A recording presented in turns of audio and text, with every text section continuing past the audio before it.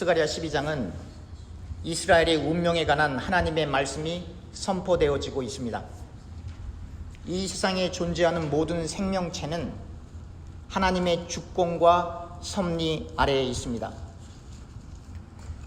제가 늘 강조하는 것처럼 기독교인들에게는 우연이라는 것이 없습니다.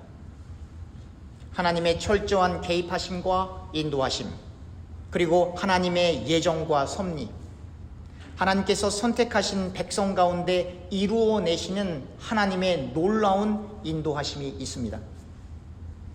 물론 불신자들은 이 사실을 인정하지 않을 것입니다. 혹은 기독교인들 가운데에서도 이 사실을 받아들이지 않는 사람도 있습니다. 그러나 사람들이 이 사실을 받아들이던 안 받아들이던 이 하나님의 예정과 섭리, 이 주권은 사실입니다. 그래서 구약에서 예수님에 관하여 너무도 상세하게 예언을 하고 있는 것입니다. 마치 구약의 저자들이 타임머신을 타고 미래로 와서 예수님의 순환의 현장을 목격하는 것처럼 지나칠 정도로 구체적으로 예수님의 십자가 사건을 설명하고 묘사하고 있는 것입니다. 구약에서 예수님을 예언하고 있다는 것은, 그리고 구약의 말씀에 따라 예수님의 십자가 사건이 성취된다라고 하는 것은 하나님의 뜻은 반드시 이 땅에서 이루어지고 이 땅에 일어나는 모든 피조물들은 창조주인 하나님에게 의존되어 있는 객체라고 하는 사실을 선포하고 있는 것입니다. 인간이 이 사실을 받아들이던 안 받아들이던 인간의 의지를 넘어선 하나님의 의지가 이 세상을 이끌어가는 것입니다. 이 하나님의 의지와 하나님의 뜻, 그리고 하나님의 뜻 그 자체이신, 그 말씀 자체이신 하나님이신 예수님을 믿는 자에게는 영원한 천국이 보장되어 있지만, 이 세상에서 아무리 부유하고 총명하고 덕을 갖추고 높은 관직에 있고 유명하고 인기를 많이 갖고 있어도 예수님을 구주로 받아들이지 않으면 반드시 지옥불에 떨어집니다. 그 누구도 예외가 없습니다. 성경을 읽으면 읽을수록 너무나 선명하고 너무나 분명한 천국과 지옥이 보입니다. 성경을 읽으면 읽을수록 우리가 나아가야 할 믿음의 방향, 즉 하나님 중심적인 가치관, 하나님 중심적인 세계관, 하나님 중심적인 삶이 동반되어져야 함이 느껴집니다. 살아도 예수님을 위해 살고 죽어도 예수님을 위해 죽는다는 각오 없이 그 누구도 예수님을 향한 신앙을 지켜낼 수 없는 것이 우리가 당면한 현실입니다. 이 현실은 오늘날만 그런 것이 아니라 과거에도 그랬고 그리고 미래에도 그럴 것입니다. 독생자 예수님께서 아버지 하나님의 말씀에 순종하셨기 때문에, 그래서 십자가에 달리셨기 때문에 그 결과 지옥에 떨어지기에 마땅한 인류에게 구원의 기회가 열린 것입니다. 그리고 하나님이신 예수님께서 부활하셔서 예수님이 오셨던 그곳으로 승천하시며 우리에게 성령을 보내주십니다. 예수님을 닮고자 부단한 노력을 했던 스데반이 구약 성경을 깊이 있게 읽어갔고 그 구약을 예수님 중심적으로 해석하고 이해하여 목숨을 걸고 구레네, 알렉산드리아, 길리기아와 아시아에서 온 유대인들에게 변증하며 예수님을 증거했습니다. 구약에 정통했던 스데반 집사에게 그 어떠한 유대인도 반발할 수 없었습니다.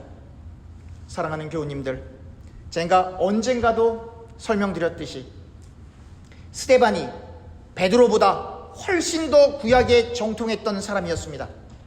다시 말하면 하나님 말씀을 스데반이 베드로보다 훨씬 더 깊이 있게 알고 있었습니다. 그러나 스데반은 집사였고 베드로는 사도였습니다. 집에 가셔서 사도행전 7장을 읽어보십시오. 스데반이 가지고 있던 구약의 조예가 얼마나 깊었는지 알게 될 것입니다.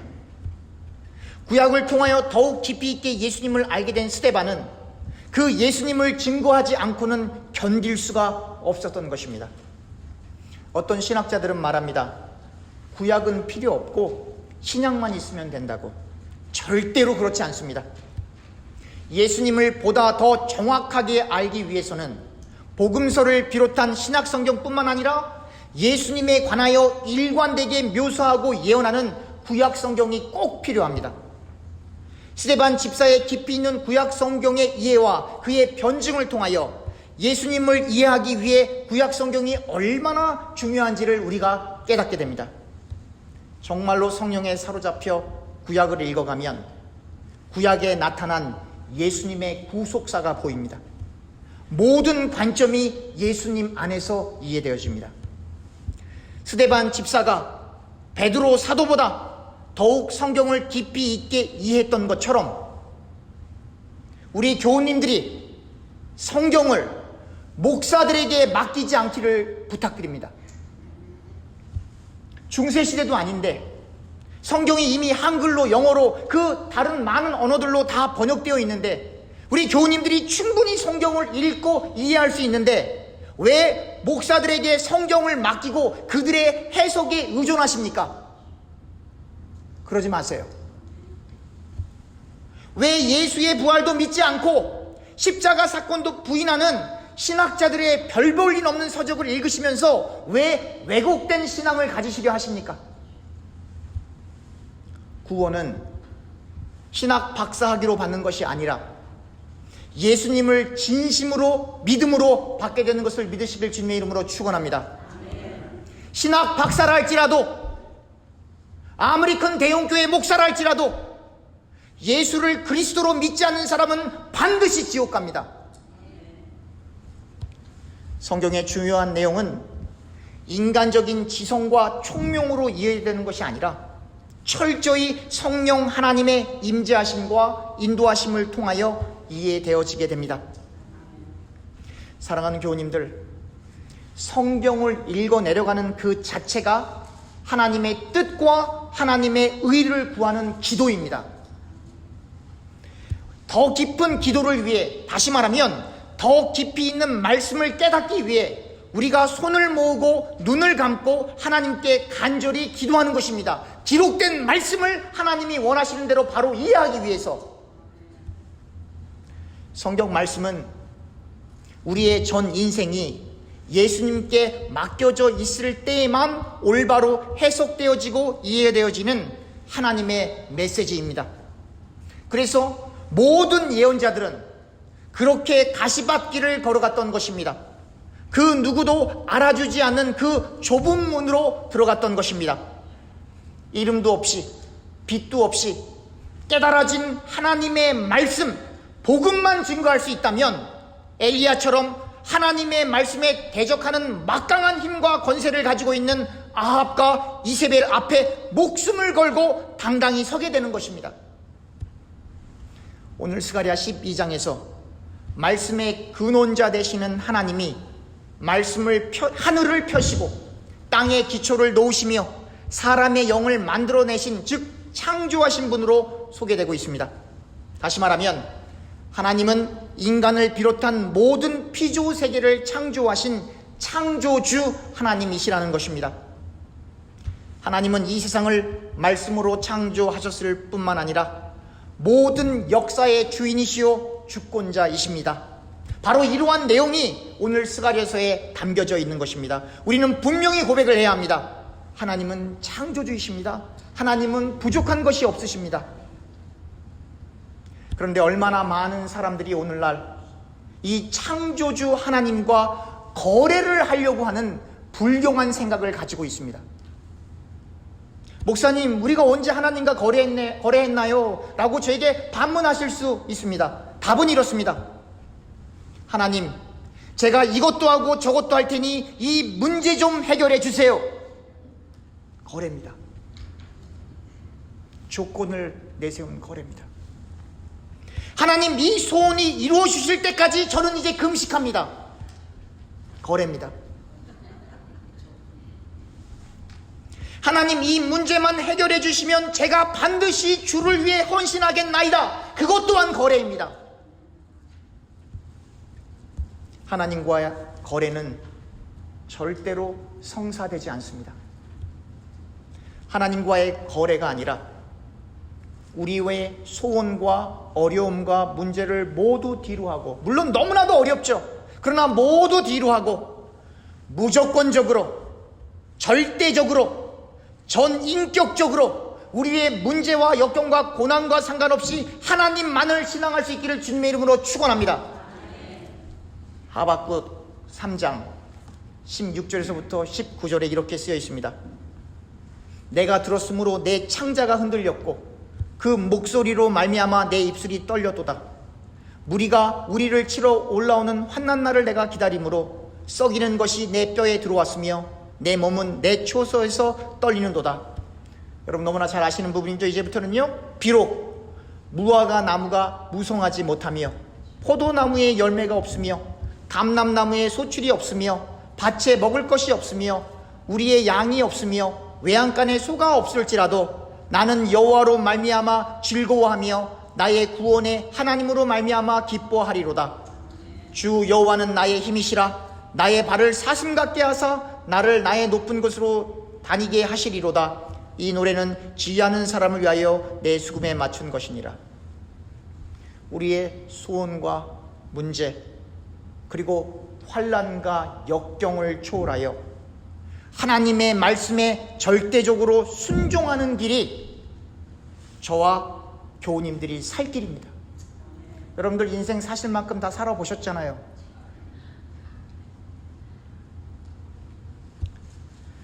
목사의 말이 아닌 성경을 직접 읽어 내려가면서 그 말씀 앞에서 성경을 읽다가 통회하고 자복하는 역사가 저와 여러분들의 삶 가운데서 반드시 일어나야 합니다. 하나님이 살아계십니다. 하나님께서 성경 말씀을 통하여 오늘도 우리 가운데 말씀하십니다. 깨달음으로 역사하시는 성령 하나님의 조명과 인도하심이 여러분들과 제가 우리의 기도의 골방에 들어가서 기도하며 말씀을 읽어 내려갈 때에 그 영감이 우리에게 임해야 하는 것입니다. 성경을 읽어가며 가슴이 뜨거워지고 회개가 되어지고 후회가 되어지고 긍휼과 불쌍히 여기는 마음이 회복되어지는 역사가 지금도 일어나고 있습니다.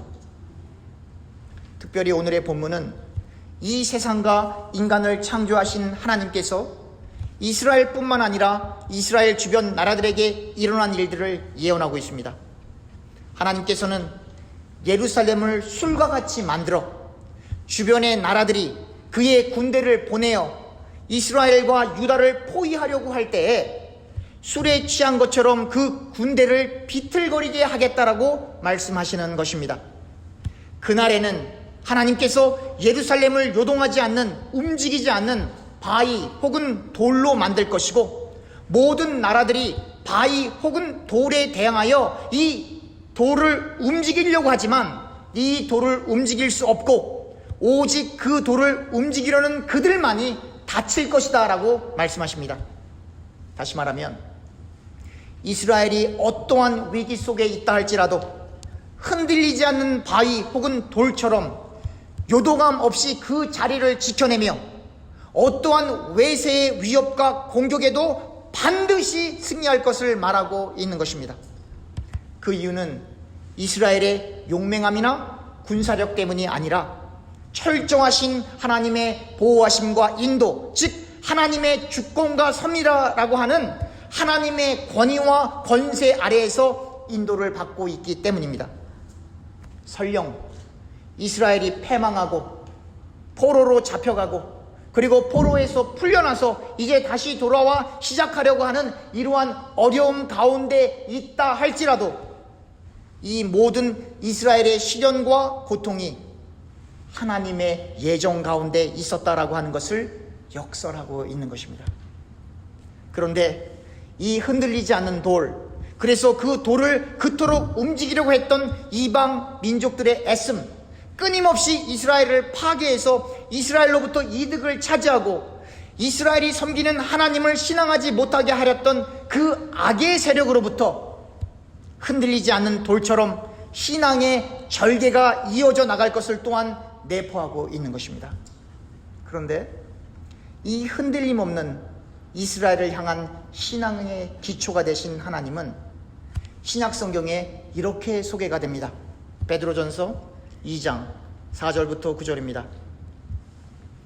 사람에게는 버림바가 되었으나 하나님께는 택하심을 입은 보배로운 산돌이신 예수께 나아가 너희도 산돌같이 신령한 집으로 세워지고 예수 그리스도로 말미암아 하나님이 기쁘게 받으실 신령한 제사를 드릴 거룩한 제사장이 될지니라. 성경에 기록되었을 때 보라, 내가 택한 보배로운 모퉁이 돌을 시온에 두노니 그를 믿는 자는 부끄러움을 당하지 아니하리라 하였으니, 그러므로 믿는 너희에게는 보배이나 믿지 아니하는 자에게는 건축자들이 버린 그 돌이 모퉁이의 머릿돌이 되고 또한 부딪히는 돌과 걸려 넘어지게 하는 바위가 되었다 하였느니라. 그들이 말씀을 순종하지 아니함으로 넘어지나니 이는 그들을 이렇게 정하신 것이라. 그러나 너희는 택하신 족속이요 왕같은 제사장들이요 거룩한 나라요 그의 소유가 된 백성이니 이는 너희를 어두운 데서 불러내어 그의 기이한 빛에 들어가게 하신 이의 아름다운 덕을 선포하게 하려 하심이라. 이 흔들림 없는 돌 혹은 바위는 신약으로 오게 되면 예수 그리스도를 상징하게 되는 것입니다.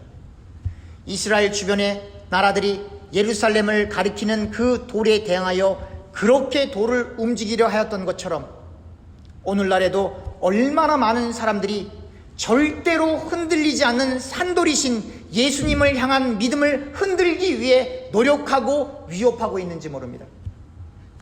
이스라엘을 침략하려는 그 이방 나라들이 예루살렘을 함락하는 데 실패하고 그 이방 나라들만이 상처를 입는 것처럼 그렇게 예수 그리스도를 대적하는 악의 세력들이 양심의 화인을 맞고 그 악의 세력의 영혼이 썩어 들어가고 있다라고 하는 것입니다.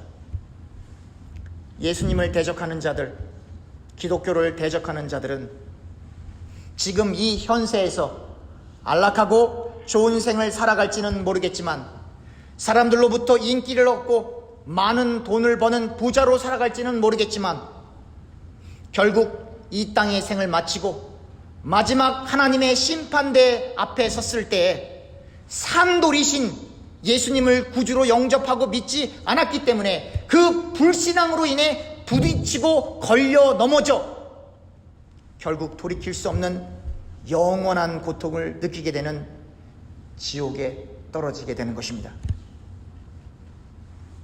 이스라엘을 하나님이 내버려 두셨을 때에는 이스라엘이 충분히 전투를 할 만큼의 군사력이 있다 할지라도 전쟁에서 패배합니다.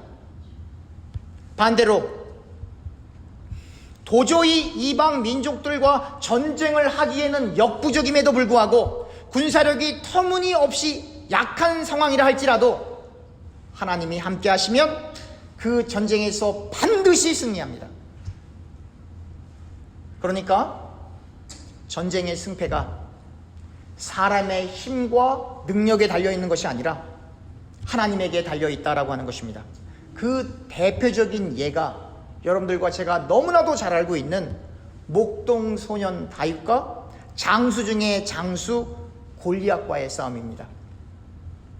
다윗의 무술 실력이 아니라 철저히 하나님이 함께 하심으로 다윗이 골리앗을 죽일 수 있었던 것입니다. 사무엘상 17장 45절에서부터 47절입니다. 다윗이 블레셋 사람에게 이르되 너는 칼과 창과 단창으로 내게 나아오거니와 나는 만군의 여호와의 이름 곧 내가 모욕하는 이스라엘 군대의 하나님의 이름으로 내게 나아가노라. 오늘 하나님께서 너를 내 손에 넘기시리니 내가 너를 쳐서 내 목을 베고 블레셋 군대의 시체를 오늘 공중의 새와 땅의 들짐승에게 주어 온 땅으로 이스라엘에 하나님이 계신 줄을 알게 하겠고 또 여호와의 구원하심이 칼과 창에 있지 아니함을 이 무리에게 알게 하리라. 전쟁은 여호와께 속한 것인즉 그가 너희를 우리 손에 넘기시리라. 전쟁의 승패는 이스라엘 군대의 군사력에 달려있는 것이 아니라 칼과 창에 달려있는 것이 아니라 얼마만큼 하나님의 이름을 의지하는가에, 하나님을 의지하는가에, 하나님을 신앙하는가에 달려있다라고 하는 것을 보여주는 것입니다. 다시 말하면 하나님의 이름을 욕보이는 골리앗에게 대항하여 목숨을 걸 수 있을 만큼 그렇게 하나님을 신앙하고 그 믿음 가운데 하나님이 함께 하셔서 결국 다윗이 던진 물맷돌이 아니라 다윗이 던진 그 물맷돌과 함께 하신 하나님께서 골리앗을 죽인 것입니다. 다윗이 한 것이 아니라 하나님께서 다윗을 도구로 사용하셨던 것뿐입니다. 누가 봐도 이길 수 없는 그 싸움을 다윗보다 훨씬 강한 많은 이스라엘의 장수들이 벌벌 떨고 있는 그 상황 가운데 죽으면 죽으리다 라고 하는 그 마음을 가지고 하나님을 위해 죽을 것을 각오하고 하나님의 이름을 의지하여 나아가는 하나님을 향한 절대적인 의존적인 믿음으로 그 싸움에서 승리를 할 수 있었던 것입니다. 그런데 많은 분들이 다윗과 골리앗을 다룬 이 성경 본문을 오해합니다. 많은 분들이 이 다윗과 골리앗의 싸움을 통하여 자신들이 다윗과 같은 믿음을 가지고 이 세상에서 열심히 살면 다윗이 골리앗을 이긴 것처럼 그렇게 이 세상에서 성공할 것이다 라고 착각하며 성경을 곡해합니다. 그런데 성경을 한 번 더 조금만 더 생각해서 깊이 있게 읽어가면 다윗과 골리앗의 이야기는 그러한 내용을 담고 있지 않습니다. 다윗은 자신의 성공을 위하여 자신의 출세를 위하여 골리앗과 싸우기 위해 나간 것이 아닙니다. 다윗은 자신이 처한 어려움을 해결하기 위해 골리앗에게 나아간 것이 아닙니다. 다윗은 자신의 소원을 이루기 위해 골리앗과 싸운 것이 아닙니다. 다윗이 골리앗과 싸움을 할 당시에는 자신이 왕이 될 것이라는 일말의 생각도 상상도 할 수 없었던 때입니다. 다윗이 골리앗에게 나아갔던 이유는 딱 한 가지입니다. 사무엘상 17장 26절 제가 읽겠습니다. 다윗이 곁에 서 있는 사람들에게 말하여 이르되 이 블레셋 사람을 죽여 이스라엘의 치욕을 제거하는 사람에게는 어떠한 대우를 하겠느냐? 이 할례받지 않은 블레셋 사람이 누구이기에 살아계시는 하나님의 군대를 모욕하겠느냐? 다윗은 하나님의 군대를 모욕하는 골리앗을 용서할 수 없었던 것입니다. 더 정확히 말하면 하나님을 모욕하는, 하나님을 대적하는 골리앗을 용서할 수 없었던 것입니다. 다윗 자신이 갖고 있는 문제나 어려움을 해결하기 위해서가 아니라, 다윗의 소원을 이루기 위해서가 아니라, 하나님 때문에 하나님의 영광을 위해 자기 자신의 목숨을 내려놓고, 즉 철저한 자기 부인과 함께 골리앗에게 대적하며 다윗 자신의 목숨을 하나님의 이름에 의탁한 것입니다. 그런데 어떻게 이 본문을 읽으면서 다윗이 골리앗을 이긴 것처럼 자신의 문제를 해결해 주시는, 자신의 소원을 들어주시는 하나님으로 이 본문을 해석할 수 있단 말입니까? 충분히 이해는 되지만 이 본문이 말하는 주요 메시지가 아닙니다. 이 본문이 우리에게 시사하는 바는 예수님을 대적하는 악의 무리를 향하여 복음을 방해하는, 하나님의 이름을 욕보이는 이 골리앗과 같은 마귀들 앞에서, 마귀의 세력 앞에서 비굴하지 말고 신앙의 절개를 지켜내라는 것입니다. 죽으면 죽으리다라고 하는 심정으로 목숨을 다해 하나님의 말씀을 지켜내라는 것입니다. 그렇게 하면 도저히 하나님의 말씀을 지킬 수 없는 중에서도 다윗이 골리앗을 이겼던 것처럼 그렇게 하나님께서 하나님의 이름을 위해 죽기를 다짐하는 예수 그리스도의 군사에게 함께 하셔서 골리앗을 이겨내는 그 하나님의 놀라운 축복을 주시겠다는 것입니다. 설령 골리앗과 같은 악의 세력 앞에서 세례 요한처럼 목숨을 빼앗기는 일이 발생한다 할지라도 하나님이 영원한 천국으로 우리를 인도하실 것입니다. 삶의 무게가 아무리 무거워도 깊은 터널 속에 앞이 보이지 않아도, 설령 그 무거운 인생의 무게에 깔려 죽는다 할지라도, 앞이 보이지 않는 터널 속에 방황하다가 그 터널 안에서 생을 마친다 할지라도, 하나님을 향한 철저한 믿음을 잃지 않고 오직 주님만 바라볼 때에 우리의 종착지는 천국이 된다는 이야기입니다. 저는 감히 오늘의 본문을 통하여 교우님들에게 이렇게 부탁드립니다.